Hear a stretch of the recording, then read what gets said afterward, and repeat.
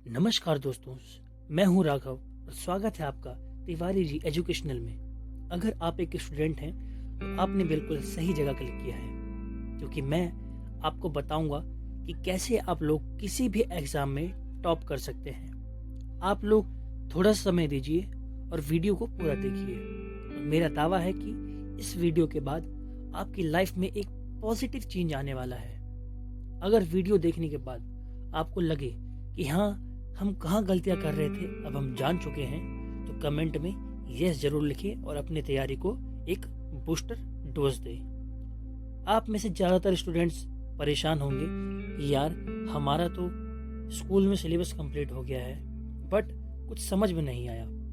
No problem, because आपके पास अभी भी बहुत समय है। बस चाहिए तो क्या, डेडिकेशन। आप फोकस होकर अपनी स्टडी पर दोबारा ध्यान दें, दोबारा उसको शुरू करें। आप किसी भी एग्जाम में टॉप कर सकते हैं, क्योंकि अभी आप चाहे जितनी मौज मस्ती कर लें बट इस मौज मस्ती के बाद आपको सबसे ज़्यादा गिल्टी कब फील होगा? एक तो उस दिन जिस दिन आपका एग्ज़ाम होगा। जब आप एग्जामिनेशन हॉल में बैठेंगे तो आप सोचेंगे कि यार काश मैं पढ़ लिया होता, तो आज मैं भी एग्ज़ाम में लिख रहा होता, क्योंकि आपको ज़्यादातर आंसर्स नहीं आएंगे। और दूसरा उस दिन जिस दिन आपका रिजल्ट आएगा, उस दिन आप एक डिप्रेस सा चेहरा लेकर सोचेंगे कि यार काश मैं पढ़ लिया होता पूरे साल। आपको स्कूल से वापस आने का मन नहीं करेगा, क्योंकि स्कूल से वापस आते टाइम आपकी गली में आपके जो असफलता है उसके शुभ चिंतक आपके पड़ोसी खड़े होंगे। आपके दोस्त भी आपको भाव नहीं देंगे। आपका घर से बाहर निकलने का मन नहीं करेगा। आप दोस्तों को फ़ोन लगाएंगे, दोस्त आपका फ़ोन नहीं उठाएंगे। अगर उठाएंगे भी तो टाल देंगे, या कोई बोलेगा कि मैं कॉलेज आया हूँ भाई एडमिशन के लिए, कोई किसी स्कूल में जाएगा, कोई कहीं। तो इस कंडीशन से अगर आप बचना चाहते हैं तो ये पूरा वीडियो देखें और उन सभी चीज़ों को फॉलो करें जो यहाँ पर बताई गई हैं, क्योंकि यहाँ पर बताई गई चीज़ें ऐसी चीज़ें हैं, ऐसे टिप्स हैं जो मैंने फॉलो किए थे और कई और लोग भी फॉलो कर चुके हैं और एग्ज़ाम्स में टॉप कर चुके हैं। तो चलिए दोस्तों, वीडियो को स्टार्ट करते हैं एक मोटिवेशनल कोट के साथ कि हर कामयाबी पर आपका नाम होगा, हर कदम पर दुनिया का सलाम होगा। मुश्किलों का सामना करना हिम्मत से, एक दिन वक्त भी आपका गुलाम होगा। तो चलिए दोस्तों, मैं आपको टिप्स बताने जा रहा हूँ जिसको आप फॉलो करें। जो टिप नंबर 1 है वो है फॉरगेट योर पास्ट, यानी कि जो आपका पास्ट रहा है, जो आपका इतिहास रहा है, उसको आप भूल जाएं। आप भले ही 9th में फेल हुए हों या 10th में फेल हुए हों या 11th में आप लोग फेल हुए हों, या आपके फर्स्ट टर्म के एग्जामिनेशंस में आप बिल्कुल लाइन पर ही पास हुए हों, कोई मैटर नहीं करता। आपका इतिहास चाहे जो रहा हो, आप पढ़ने में चाहे जितने भी नालायक स्टूडेंट रहे हों, बट आपको वो सब भूलना होगा। आपको एक नई शुरुआत करनी है जिसमें आपको टॉपर बनने के लिए पढ़ना है। आपको सिर्फ पास होने के लिए नहीं पढ़ना है। पास होने वाला समय जा चुका है, अब आपको टॉप करने के लिए पढ़ना है। और इस प्रोसेस में आपको सुबह उठना है जल्दी, क्योंकि ये वैज्ञानिकों का मानना है कि सुबह के टाइम जब ब्रह्म मुहूर्त का टाइम होता है, उस टाइम सबसे बढ़िया पढ़ाई की जा सकती है। तो आपको ब्रह्म मुहूर्त में उठ के पढ़ना है, योगा करनी है, आपको एक्सरसाइज करनी है। उसके बाद आपको पूरा दिन का अपना रूटीन बनाना है। जो सेकंड टिप है वो है अपने सिलेबस को सबसे पहले समझना है आपको, और फिर उससे रिलेटेड जितने भी रिसोर्सेज हैं उनको इकट्ठा करना है, क्योंकि जितने अच्छे आपके रिसोर्सेज होंगे उतनी ही अच्छी आपकी नॉलेज भी होगी। पेपर नॉलेज का खेल है। पेपर में इतने बच्चे बैठते हैं लेकिन टॉप 1, 2 या 3 ही क्यों करते हैं? इसके पीछे सबसे बड़ी वजह है आपकी नॉलेज कितनी है। याद तो सब करते हैं, लेकिन इसको प्रेजेंट करने का तरीका सबका अलग अलग होता है। कुछ लोग इसमें अपनी एडिशनल नॉलेज भी जोड़ के प्रेजेंट करते हैं। तो आपको नॉलेज वाला कैटेगरी में आपको अपना नाम दर्ज कराना है। तो दोस्तों, अभी से ही अपने बेस्ट रिसोर्सेज जिन पे आपको बिलीव हो, चाहे वो कोई बुक हो या कोई नोट्स या कोई यूट्यूब चैनल, आइडेंटिफाई करना स्टार्ट करते हैं, क्योंकि यही रिसोर्सेज हैं जो आपको आगे काम आने वाले हैं। इन्हीं रिसोर्सेज को आपको पढ़ के एग्ज़ाम की तैयारी करनी है।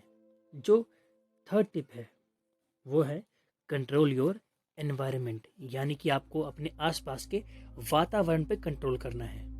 जी दोस्तों, आपको अपने आसपास का जो एनवायरनमेंट है उसको अपने हिसाब से चलाना है। आपको अब अपनी डिस्टरबेंसेस को कंट्रोल करना होगा, क्योंकि अगर आपने डिस्ट्रैक्शंस को अब कंट्रोल नहीं किया तो ये आपको फ्यूचर टाइम में बहुत बड़ा लॉस पहुंचा सकती हैं। अगर मैं आपकी डिस्ट्रैक्शन की बात करूं तो उसका सबसे पहला और बड़ा जो मेजर रीज़न है वो है आपके फ्रेंड्स। दोस्तों, आप एक बात समझ लीजिए कि आपकी कोई भी फ्रेंड्स आगे आपके साथ नहीं रहेंगे। बोर्ड के बाद तो वैसे भी कोई किसी कॉलेज में तो कोई किसी में, कोई ओपन से कर रहा होगा तो कोई रेगुलर से, तो कोई अपना बिजनेस खोल के बैठेगा। तो कहाँ मौका मिलेगा आपको अपनी दोस्ती को कंटिन्यू करने का? तो क्यों ना अभी से ही कट आउट कर लिया जाए अपने बेनिफिट के लिए, क्योंकि इससे एट द लॉन्ग पीरियड फायदा तो आपको ही होने वाला है। क्योंकि अगर आप अभी दोस्ती को कंटिन्यू करते हैं, ये सब पे लागू नहीं होती, मैं ऐसे दोस्तों की बात कर रहा हूँ जिनसे आपको कोई फायदा नहीं है, जो आपको डिस्ट्रैक्ट करने के लिए ही आपके फ्रेंड है बस। अगर आपका कोई फ्रेंड है जिसके साथ आप पढ़ते हैं, कोई दिक्कत नहीं है, आप लोग ग्रुप स्टडी भी कर सकते हैं, बिकॉज ग्रुप स्टडी सबसे बेस्ट स्टडी होती है। क्योंकि इससे आपको घूमना फिरना कम होगा, कॉल्स पे बातें कम होंगी आपकी, और आप लोग ज़्यादा से ज़्यादा टाइम जो है वो अपनी स्टडीज़ को दे पाएंगे। अगर दूसरे कारण की बात करूँ डिस्ट्रैक्शन के, तो वो है आपका सोशल मीडिया। तो मैं तो भाई आपको स्ट्रिक्टली बोलता हूँ कि आप कुछ दिनों के लिए अपने फ़ोन से फेसबुक, इंस्टा डिलीट कर दें। इसमें आपका ही फायदा है, क्योंकि और कुछ समय के लिए कोई दिक्कत नहीं है। आप जब तक एग्ज़ाम की प्रिपरेशन कर रहे हैं, अपने फ़ोन में से जितनी भी जो डिस्ट्रैक्ट करने वाली ऐप्स हैं उनको डिलीट कर सकते हैं, क्योंकि केवल कुछ ही दिनों की तो बात है। पेपर के बाद तो दिन भर ऑनलाइन रहना ही आपको। अगर आप उस स्टूडेंट्स में से हैं जो इंस्टा, फेसबुक पर भी काम की चीज़ों को देखते हैं, मतलब अगर आप एजुकेशनल पेजेस को फॉलो करते हैं, आप नोट्स लेते हैं एजुकेशनल इंस्टीट्यूट से, तो आप कंटिन्यू कर सकते हैं। बिकॉज सोशल मीडिया का दोनों ही इम्पैक्ट है, इसके फ़ायदे भी होते हैं और नुकसान भी होता है।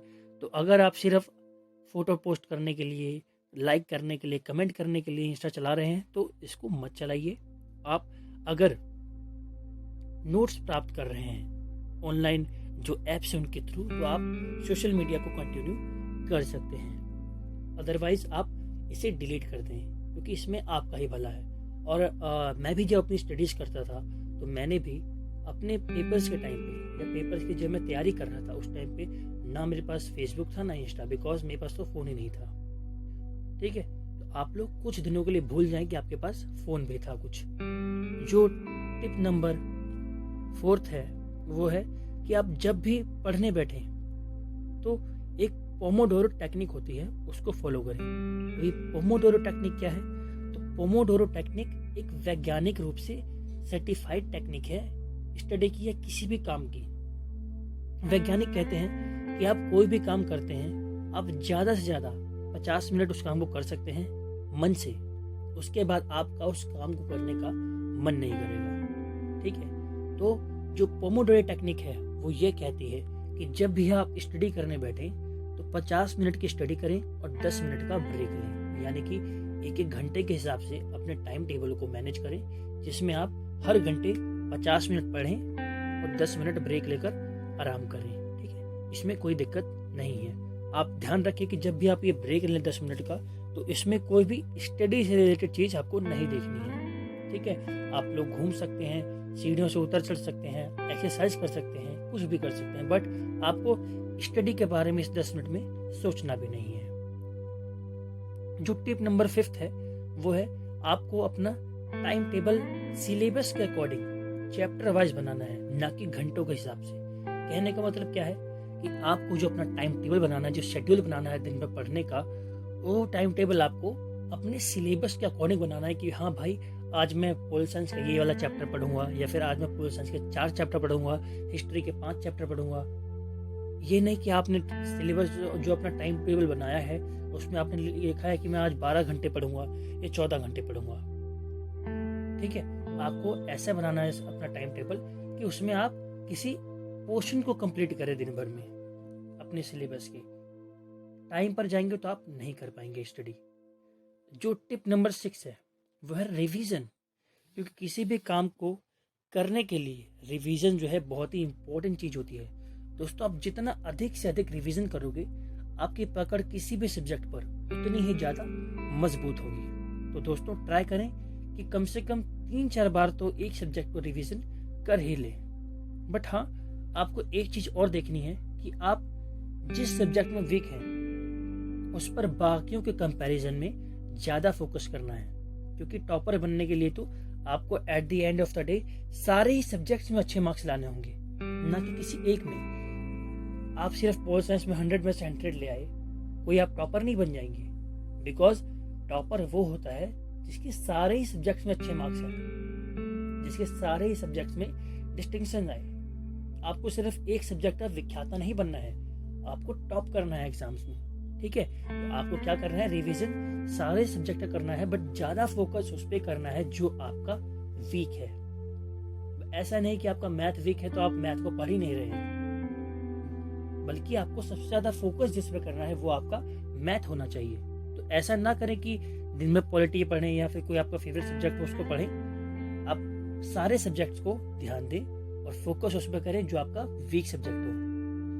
आप एक काम और कर सकते हैं कि आप हर सब्जेक्ट के फ्लैश कार्ड्स बना सकें, यानी कि आप फ्लैश कार्ड्स बना सकते हैं शॉर्ट नोट्स के फॉर्म में, ताकि आप अगर घर से बाहर निकल रहे हैं तो उसका रिवीजन कर सकें। आप क्योंकि दिन भर तो घर में बैठ नहीं सकते, तो आप जब भी घर से बाहर निकले उन फ्लैश कार्ड्स को लेके निकले जिसमें आपने शॉर्ट नोट्स टाइप के लिख रखे हैं। तो आप जब भी बाहर निकले, जब भी आप ट्रैवल कर रहे हो तो उसको रिवीजन कर सकते हैं। अपनी पॉकेट में उसको हमेशा रखें। जो लास्ट टिप है और बहुत ही इंपॉर्टेंट टिप है, 7th जो टिप है आपके लिए, वो है इम्प्रूव योर हैंड राइटिंग। क्योंकि बोर्ड के एग्जाम्स में जो एक मैटर करता है अच्छे नंबर लाने के लिए, वो चीज है आपकी हैंड राइटिंग। अब मैं ऐसा नहीं कह रहा हूँ कि जिसकी राइटिंग अच्छी नहीं है वो टॉप नहीं कर सकते। मैं खुद ऐसे स्टूडेंट्स में से आता हूँ जिसकी राइटिंग अच्छी नहीं थी, बट एक टेक्निक होती है लिखने की। आप अगर आपकी राइटिंग अच्छी नहीं है तो आप उसको इम्प्रूव करने की कोशिश करें, और नहीं इम्प्रूव हो पा रही है क्योंकि अब आपके पास ज़्यादा टाइम है नहीं। अगर आप अपनी हैंड राइटिंग को इम्प्रूव करने बैठेंगी तो एग्जाम्स में आप क्या लिखेंगे। तो इस प्रॉब्लम से बचने के लिए, इस हैंड राइटिंग वाली जो समस्या है, इससे बचने के लिए आपको एक काम करना है कि आपको बड़े बड़े अक्षरों में अपने जो आंसर्स हैं उनको लिखना है। क्योंकि जितने बड़े आपके आंसर्स होंगे उतने क्लियर आपके टीचर को विजिबल होंगे, और टीचर को पेपर चेक करने में कोई भी दिक्कत नहीं आनी चाहिए। क्योंकि टीचर को क्या करना है, टीचर को एक एक दिन में 100-200 ऐसे पेपर्स चेक करने हैं। तो टीचर क्या करेगा, टीचर मेन पॉइंट्स पढ़ेगा।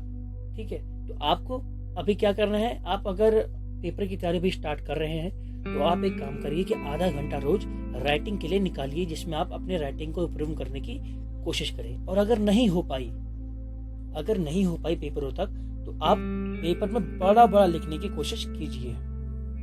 ये नहीं कि आप एकदम छोटा छोटा लिखें, छोटा लिखने से कोई फायदा नहीं होगा, छोटा लिखने से अच्छे मार्क्स आपके नहीं आने वाले हैं। तो कोशिश करें कि आप बड़ा बड़ा साफ यानी कि क्लीन लिखें। ठीक है, neat and clean very important writing आपकी जो है वो स्किल में गिनी जाती है।